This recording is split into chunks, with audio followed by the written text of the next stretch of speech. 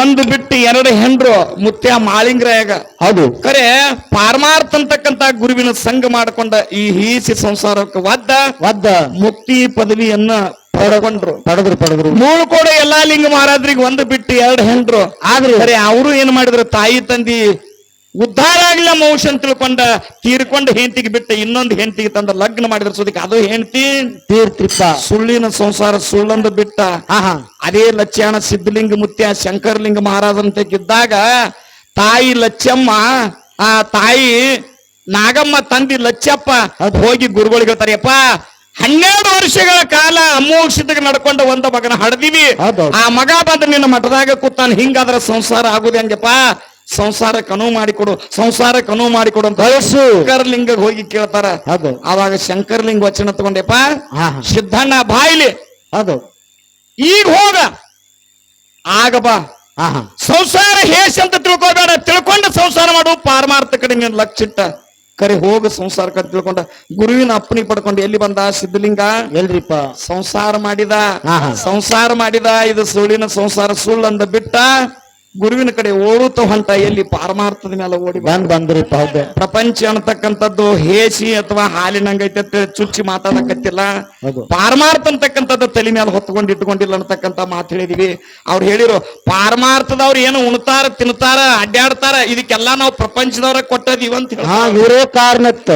ಹೌದು, ಏನ್ ಮಾಡ್ತಾರ ಅವರು, ಇವರೇ ಕಾರಣ, ಎಲ್ಲಾ ಪ್ರಪಂಚದವ್ರು ಕೊಟ್ಟಾರ, ಪಾರಮಾರ್ಥದವ್ರದ್ದು ಏನು ಇಲ್ಲ ಅನ್ನತಕ್ಕಂಥ ಮಾತು ಹೇಳ್ತಾರ. ಸರ ಹಂಗ ವಿಚಾರ ಮಾಡಕ್ ಹೋಗ್ಬೇಡ್ರಿ, ಲೌಕಿಕದಾಗಿನ ಮಾತು ತರಬೇಡ್ರಿ, ಸ್ವಲ್ಪ ಹಿಂದಕ್ಕೆ ಹೋಗ್ರಿ, ಕೇಂದ್ರಕ್ಕೆ ಹೋಗ್ರಿ, ಹಿಂದ್ಗಡೆ ನೋಡ್ರಿ ಟಕ್ಕಳ ವಿಷಯ.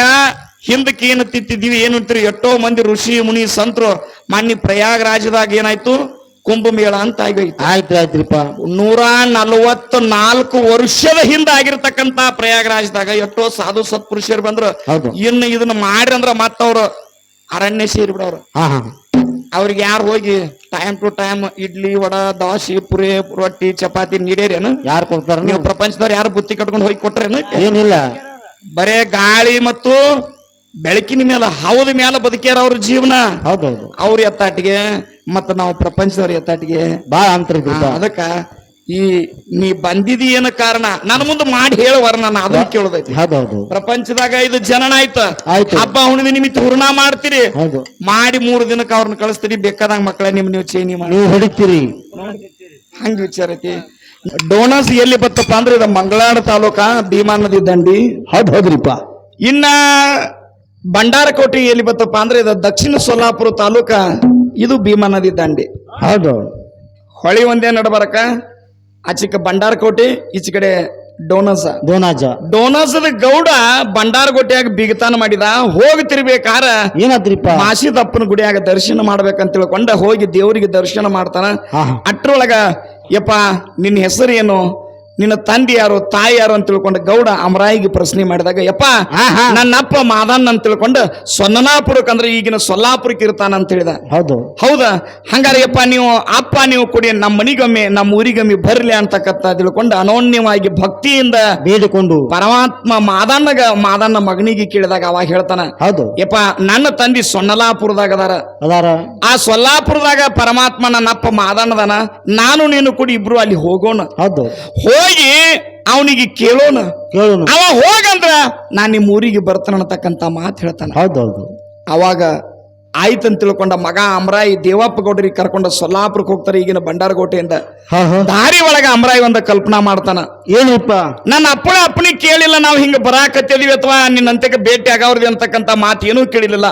ಆದ್ರೂ ಸಹ ನನಗೇನ್ ಮಾಡಿದ ಅಮರಾಯಿ, ದೇವಪ್ಪ ಗೌಡ ಹಾದ್ಯಾಗ ಹೊಂಟಿವಿ, ನನ್ನಪ್ಪ ಹಾದ್ಕೊಳ್ಳಿ ಸಿಟ್ಟಿಗೆ ಬಂದ್ರ ಅಥವಾ ನನಗೆ ಬೈದ್ರೆ ಹೆಂಗ್ ಮಾಡ್ಬೇಕಂತ ತಿಳ್ಕೊಂಡು ಹಾದ್ಯಾಗ ನೆವ ತಗದಿ ಇವ್ನು ಹೊಡಮಳಿ ತಗೊಂಡ್ಬರ್ಬೇಕಂತ ತಿಳ್ಕೊಂಡು ಹೊಟ್ಟಿನೂ ಆಗೈತೆ ತಿಳ್ಕೊಂಡು ಬಿದ್ದು ಉಳ್ಳಾಡಕತ್ತಿದ. ಹೌದೌದು, ದೇವಪ್ಪ ಗೌಡ ಅಂದ, ಯಪ್ಪ ನನ್ನ ದೇಹ ಹೋದ್ರೂ ಪರವಾಗಿಲ್ಲ, ಕರೆ ಈ ದೇವರಿಗೆ ನಾ ಬಿಡಲ್ಲ ಅಂತ ತಿಳ್ಕೊಂಡ ಹೋಗಬೇಕು. ಎಲ್ಲಿಗೆ? ಅಪ್ಪನ ದರ್ಶನ ನನಗೆ ಮಾಡ್ಲೇಬೇಕಂತ ತಿಳ್ಕೊಂಡ ಅಮರಾಯಿಗೆ ತಗೊಂಡ ಸೊಲ್ಲಾಪುರ ತಕ ಬಂದ. ಸೊಲ್ಲಾಪುರಕ್ಕೆ ಬಂದ್ ಹೇಳ್ತಾನೆ, ಯಪ್ಪ ನಮ್ಮ ಊರಿಗೆ ಡೋನಸ್ಗೆ ಬರ್ಬೇಕು, ನನ್ನ ಭಕ್ತಿ ಐತಿ, ನನಗೆ ನಿಷ್ಠೆ ಐತಿ, ನಮ್ಮ ಊರಿಗೆ ನೀ ಬರ್ಬೇಕಂತ ಅಂಗಲಾಚಿ ಬೇಡಿಕೊಂಡಾಗ ಅವಾಗ ಪರಮಾತ್ಮ ಹೇಳ್ತಾನ, ಏಯ್ ಅವನ ಯಾಕ ಸ್ವತಃ ನಾನೇ ಬರ್ತಾನೆ ನಡಿ ನೀ ತಂದ. ಅವಾಗ ಮಾಸಿದ್ದಪ್ಪ ಅಮರಾಯಿ ದೇವಪ್ಪ ಗೌಡನ ಕೈ ಕೊಡ್ತಾನ, 3 ಹಳ್ಳ ಕೊಟ್ಟಾನ. ನಿನಗೆ ಎಲ್ಲಿ ಸಂಕಟ ಬರ್ತತಿ ಈ ಹಳ್ಳನ್ನ ಒಗಿ ಅಂತೇಳಿ. ಅವಾಗ ಸೊನಲಾಪುರ ಹಿಡ್ಕೊಂಡ ಬಂಡರಗೋಟಿಗೆ ಬಂದ, ಭಂಡಾರಗೋಟಿಯಿಂದ ಮುಂದೆ ದೇವಪ್ಪ ಗೌಡ ಹಿಂದ ಮಾಸಿದ್ದ ಮಾದನ್ನ ಇಬ್ರು ಕೂಡಿ ಹೊಂಟು ತುಂಬಿ ಹರಿತಕ್ಕಂತ ಭೀಮಾ ನದಿ ದಾಟಬೇಕಾದ್ರೆ ಹೆಂಗ್ ಮಾಡ್ಬೇಕಂತ ಗೌಡಗ ಚಿಂತೆ ಆಯ್ತು. ಈಗೆಲ್ಲ ಅಲ್ಲಿಗೆ ಬ್ರಿಡ್ಜ್ ಆಗಿಬಿಟ್ಟಾವ, ಆ ಹೊಳೆನ ದಾಟಬೇಕಾಗಿದ್ದೀನಿ ಹೆಂಗ್ ಮಾಡ್ಬೇಕಂತ ತಿಳ್ಕೊಂಡಂದಾಗ ಗುರು ಕೊಟ್ಟಂತ ಹಳ್ಳ ನೆನಪಿಗೆ ಬತ್ತು. ಒಂದ್ ಹಳ್ಳ ತಗೊಂಡು ಏನ್ ಮಾಡಿಬಿಟ್ಟ, ಹೊಳ್ಯಾಗ ಹೋಗುದ್ರಿಪ್ಪ. ಹೊಳ್ಯಾಗ ಹೋಗದ ಏಕಾಗಿ ಹರಿತಕ್ಕಂತ ಹೊಳೆ ಏನ್ ಮಾಡಿತ್ತು, ನಡಬಾರಕ ದಾರಿ ಕೊಟ್ಲು ಗಂಗಮ್ಮ ತಾಯಿ. ಅವಾಗ ಗುರುವಿನ ಕರ್ಕೊಂಡ ಹೊಳಿ ದಾಟಿ ಈಚೆ ಕಡೆ ಬಂದ. ಯಪ್ಪ ನಾಳೆ ಯಾವ ಪಾಪಿಷ್ಟ ಹಾದಾನೋ, ಎಂತ ಒಂದು ಪಾಪಿಷ್ಟ ಮನುಷ್ಯರ ಹಾದಿ ಹರಿತಕ್ಕಂತ ಹೊಳಿ ನಿಂತೈತೋ ಅವ್ರ ಕಾಲ್ ನಿಂತ ತಿಳ್ಕೊಂಡು ಇನ್ನೊಬ್ರು ಬಂದ ಸಿಟ್ಟಾಗಬಾರ್ದು ಅಥವಾ ನಮಗೆ ಏನಾದ್ರು ಶಾಪ ಕೊಡಬಾರ್ದು. ಹೆಂಗ ತಾಯಿ ಪೈಲಿ ಏಕಾಕಾರಾಗಿ ಹರಿತಿಳ ಮತ್ತ ಒಂದಾಗಿ ಹರಿ ಅಂತ ತಿಳ್ಕೊಂಡು ಇನ್ನೊಂದು ಹಾಳು ಹೋಗದ ಏಕಾಕಾರಾಗಿ ಹೊಳಿ ಮತ್ತ ಹರಿಯಾಕೈತು. ಮುಂದ ಹೊಳಿ ದಾಟಿ ಭೀಮಾನದಿಂದ ಅರಳಿ ಅನ್ನತಕ್ಕಂತ ಗ್ರಾಮಕ್ಕೆ ಬಂದ್ರ. ಅರಳಿ ಅಂತಕ್ಕಂತ ಗ್ರಾಮಕ್ಕೆ ಬರೋದ್ರಾಗ ಹೊತ್ತು ಮುಣಿಗುತ್ತೆ. ಇವತ್ತು ಇಲ್ಲಿದ್ಕೊಂಡ ನಾಳೆ ಬೆಳಗ್ಗೆ ಹೋಗ್ಬೇಕಂತ ತಿಳ್ಕೊಂಡು ಗುರು ಶಿಷ್ಯರು ಇಬ್ರು ಕೂಡಿಕೊಂಡು ಮಾದಣ್ಣ ಮತ್ತು ದೇವಪ್ಪ ಗೌಡರು ಆರಾಮ ತಗೊಂಡಾಗ ಅವಾಗ ಊರೊಳಗ ಕುಂಬಾರ ಮಣಿತನದೊಳಗ ಒಬ್ಬರೇ ಒಬ್ಬ ಮಗ ತಾಯಿ ತಂದೆಗೆ ಇದ್ದ. ಬಹಳ ಭಕ್ತಿ ಮಾಡಿಕೊಂಡ ದೇವರಿಗೆ ನಡ್ಕೊಂಡು ಹಡದಿರ್ತಕ್ಕಂಥ ಕೂಸು ತೀರ್ಕೊತ್ತು. ವಂಶದ ದೀಪ ಕೊಟ್ಟ್ಯಾಕ ಪರಮಾತ್ಮನಿ ಕಸ್ಕೊಂಡ್ಯಾಕೋ ಅಂತ ತಿಳ್ಕೊಂಡ ಊರಿಗೂರ್ ಎಲ್ಲ ಆಕ್ರಂದನ ಮಾಡಿ ದುಃಖ ಮಾಡಾಕತ್ತಿತ್ತು. ಅವಾಗ ಊರ್ ಹೊರಗಿರ್ತಕ್ಕಂಥ ಹನುಮಂತೇವ್ರ ಗುಡಿ ಒಳಗಿರ್ತಕ್ಕಂಥ ಗೌಡ ಈ ಸುದ್ದಿ ಕೇಳ್ಕೊಂಡೆ, ಯಪ್ಪ ಸಂಕಟದಾಗ ಇದನ್ನ ಸಹಾಯಕ ತಿಳ್ಕೊಂಡು ಹಳ್ಳ ಕೊಟ್ಟಾನ. 2 ಹಳ್ಳರಿ ಹೋಗ್ಯಾವ, ಇದೊಂದು ಹಳ್ಳರಿ ಇಟ್ಕೊಂಡು ಏನು ಮಾಡೋದೈತಿ ಅಂತ ತಿಳ್ಕೊಂಡ ಆ ಸತ್ತಿರ್ತಕ್ಕಂಥ ಕೂಸಿಗೆ ಎಂತಾದ ಗುರುವಿನ ಶಕ್ತಿ ಐತಿ ನೋಡ್ಬೇಕಂತ ತಿಳ್ಕೊಂಡು ಹಳ್ಳ ತಂದ ಸತ್ತಿರ್ತಕ್ಕಂಥ ಕೂಸಿನ ಹೆಣದ ಮೇಲೆ ಒಗದು ಬಿಟ್ರ. ಮೃತ್ಯು ಆಗಿರ್ತಕ್ಕಂಥದ್ದು ಮೃತ್ಯುಂಜಯ ಆಗಿಬಿಟ್ಟ ಕೂಸ ಜೀವ ಬಂತು. ಅವಾಗ ತಾಯಿ ತಂದೆ ಕೂಡ ಆನಂದದಿಂದ ಹರಿಸಿ ಆಶೀರ್ವಾದ ಮಾಡಿ ಕಳಿಸ್ತಾರ. ಮುಂದ ಅಷ್ಟ್ರೊಳಗೆ ಹೊತ್ತೇರಿ ಡೋನಸ್ಗೆ ಹೋಗುವಂತ ಪ್ರಸಂಗ ಮಾದಣ್ಣ ಹಿಂದಿಂದ ದೇವಪ್ಪ ಗೌಡ ಮುಂದೆ ನಿನ್ನೂರಿಗೆ ಹೋಗುತ್ತಕ್ಕ ನೀನ್ ನೋಡ್ಬೇಡ ಅಂತ ತಿಳ್ಕೊಂಡು ದೇವಪ್ಪ ಗೌಡ ಮುಂದೆ ಹೋದ. ಡೋನಸ್ ಸೀಮೆ ಹೋದ. ಅಪ್ಪ ಮಾದನಗ ತಿರುಗಿ ಡೌಡ ನೋಡಿಬಿಟ್ಟ. ನೋಡಿದ್ರಿಪ್ಪ ಗೌಡ ನೋಡಿದ್ರಾಗ ಊರಿಗೆ ಹೋಗುದ್ರಾಗ ನೋಡಂದ್ರೆ ಈ ಮಗ ಸೀಮೆಯಾಗ ನೋಡಿದ ಅಂತ ತಿಳ್ಕೊಂಡ ಡೋನಸ್ ಸೀಮೆ ಒಳಗ ಮಾದನ್ನ ಉಳಿದು ಬಿಟ್ಟ.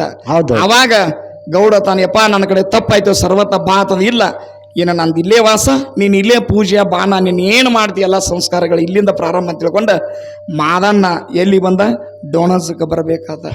ಹಂಗ ಭಗವಂತ ಹೆಂಗದಾನಪ್ಪ ಅಂದ್ರ ಭಕ್ತ ವತ್ಸಲದಾನ, ದೀನ ದಯಾಳದಾನ, ಆಪತ್ತ ಬಾಂಧವದಾನ, ಕರುಣಾಸಾಗರದಾನ. ಆದ್ರ ಹಂಗದಾನ ಅಂತ ತಿಳ್ಕೊಂಡ ನಾವು ಹಿಂಗ ಹೋಗ್ಬಾರ್ದ. ನಮ್ಮಲ್ಲಿ ವಿನಯ ಇರ್ಬೇಕು, ದೇವರ ಬಗ್ಗೆ ಗೌರವ ಇರ್ಬೇಕು, ಗುರು ಹಿರಿಯರ ಬಗ್ಗೆ ಗೌರವ ಇರ್ಬೇಕು, ನಿಷ್ಠೆ ಇರ್ಬೇಕು, ಅದ್ರ ಮೇಲೆ ಪ್ರೇಮ ಇರ್ಬೇಕು. ಅಂದ್ರ ನಮಗೆ ಭಗವಂತ ಒಲಿತಾನ. ಅದಕ್ಕಂತ ತಿಳ್ಕೊಂಡ ಎಲ್ಲಿಗೆ ಬತ್ತು ಬಟ್ ನೋಡ್ರಿ.